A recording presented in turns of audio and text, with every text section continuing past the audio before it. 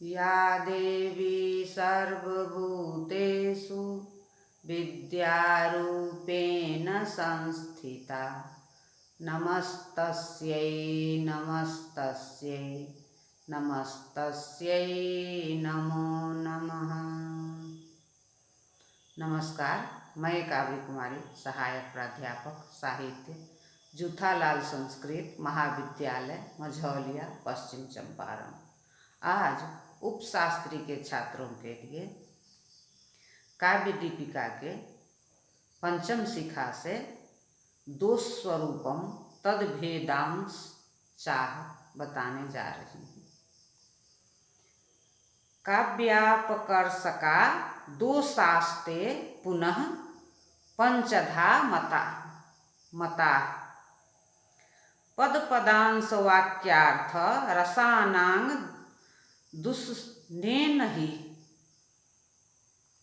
ये खलु पदवाक्य रसादि दूषण द्वारेण काव्य स्यापकर्ष मुत्पादयन्ति ते नाम दोष नामना कथ्यन्ते। ते पुनः पद पदांश वाक्यार्थ रस दूषण द्वारेण काव्यम दूषयन्तीति प्रथमतः पंचविधा तत्र पद मात्र गता दोषा निरर्थका समर्थत्वे च्युत संस्कृति त्वंच पदगता न एव। दोष का स्वरूप और उसके भेद। जो काव्य के अपकर्ष के कारण है उसे दोष कहते हैं। वे पद पदांश वाक्य अर्थ एवं रस को दूषित करने के कारण 5 प्रकार के होते हैं, जैसे पद दोष, पदांश दोष, वाक्य दोष, अर्थ दोष और रस दोष।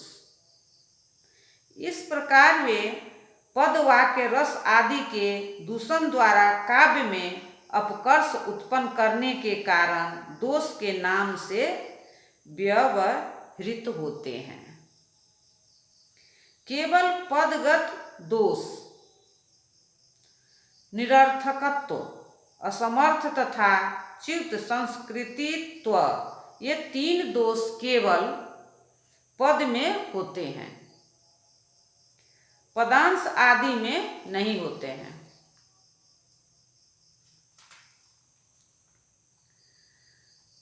निरर्थकत्व अर्थहीनत्वं यथा च वा हादिनी वृत्तपूरन मात्र प्रयोजनानि रामायणादिषु बाहुल्येन द्रष्टव्यानि।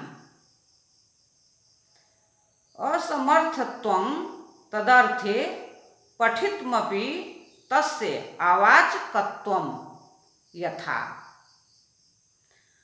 कुंजं हन्ति कृशोदरी इत्यत्र हन्तीति गमनार्थे पठितमपि न तत्र समर्थम। च्युत संस्कारत्वं व्याकरण लक्षणहीनत्वं यथा गांडीवी कनकशिलानिभं भुजाभ्यामाजघ्ने विषम विलोचनस्य वक्षः।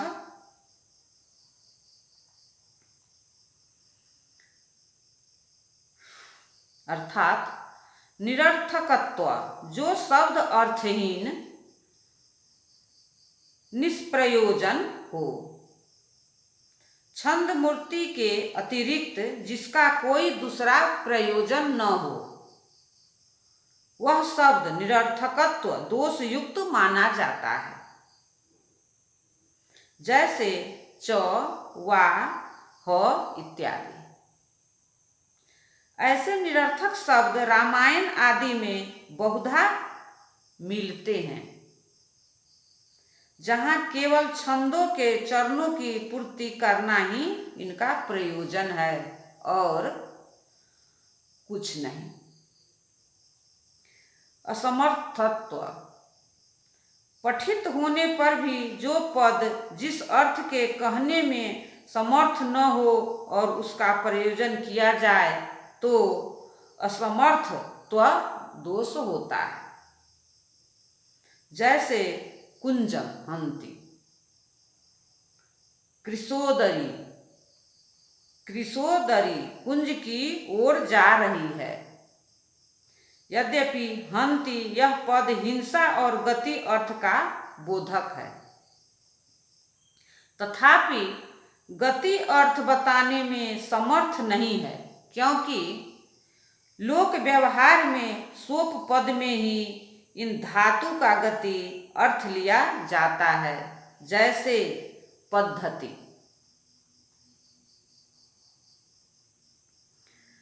पदवाक्यगता दोषा। दुःश्रवानुचितार्थत्वे ग्रामत्वं निहितार्थता।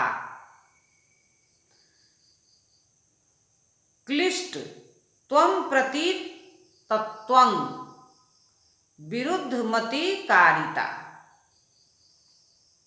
अर्थात व्याकरण की दृष्टि से जो अशुद्ध हो वहाँ वह दोष माना जाता है। जैसे आंख पूर्वक हन धातु का आत्म नेपद में प्रयोग केवल स्वांग कर्मक से ही होता है। आजघने विषम विलोचन नस्य वक्षः। यहाँ त्रिनयन शंकर जी का वक्ष स्थल कर्म है, अतः सर्वांग कर्मक न होने के कारण आजघने पद में आत्मने पद का प्रयोग व्याकरण की दृष्टि से अशुद्ध है। इसलिए यहाँ चित्त संस्कारत्व दोष है। पदवाक्यगत दोष दुःश्रवत्व, अनुचितार्थत्व, ग्रामत्व, निहितार्थत्व, क्लिष्टत्व, अप्रतित्व,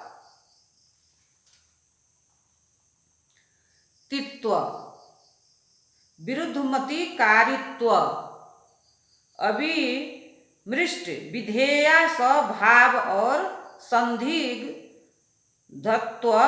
ये पदगत एवं वाक्यगत दोष है। अविमृष्ट विधेयांश भाव संदिग्धता तथा पदवाक्य श्रिता दोषा पदांशेपेषु केचन।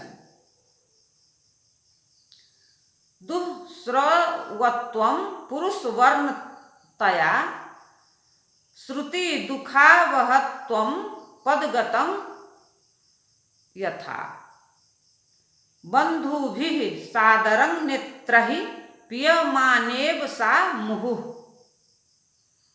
सुताननेन्दु पूर्णांका कार्तार्थय लभतां कदा। अत्र कार्तार्थयमिति श्रुति कटुः। अर्थात ये पद और वाक्य दोनों में होते हैं। इनमें से कुछ दोष दुःश्रवत्व, निहितार्थत्व पदांश में भी होते हैं। दुःश्रवत्व दोष कठोर वर्णों का प्रयोग कर्ण कटु होने से दुःश्रवत्व दोष युक्त होता है। दुःश्रवत्व दोष का पदगत उदाहरण जैसे बंधु भिरीति, जो बंधुओं द्वारा नेत्रों से बार बार देखी जाती है, वह पुत्र के मुख रूपी चंद्रमा से भरी गोद वाली बनकर कब कृतार्थ होगी। यहाँ कर्तार्थयम यह पद श्रुति कटुत्व दुह स्रवत्व दोष युक्त है। यह पदगत दोष है। वाक्यगतम यथा सोधर्यष्ठ वेदांस्त्री दशानयष्ट पितृनतार्पसीत समस्त बंधुना व्यजिष्ठ खड्वर्गमरंस्त नितौ समूलधातं न्यवधीत ऋंश्च तद्गच्छ सिद्ध्यै कुरुदेव कार्ययम् इत्यत्र द्वयै इति पदांसं दुष्टमाहुः। अर्थात वाक्यगत दुःश्रवत्व जैसे उस दशरथ ने वेदों का अध्ययन किया, देवताओं का यजन किया, पितरों की श्राद्ध आदि के द्वारा तृप्त किया, बंधुओं का दान मान आदि से सम्मान किया, काम क्रोध लोभ मोह मद एवं मातर्स इन 6 शत्रुओं को विशेष रूप से जीत लिया, नीति शास्त्र के अनुसार राज्य कार्य संभाला और अपने शत्रुओं का समूल नाश कर दिया। यहाँ अध्यष्ट अयष्ट आदि अनेक पद कठोर है और संयुक्त वर्णों के कारण दुःश्रव है।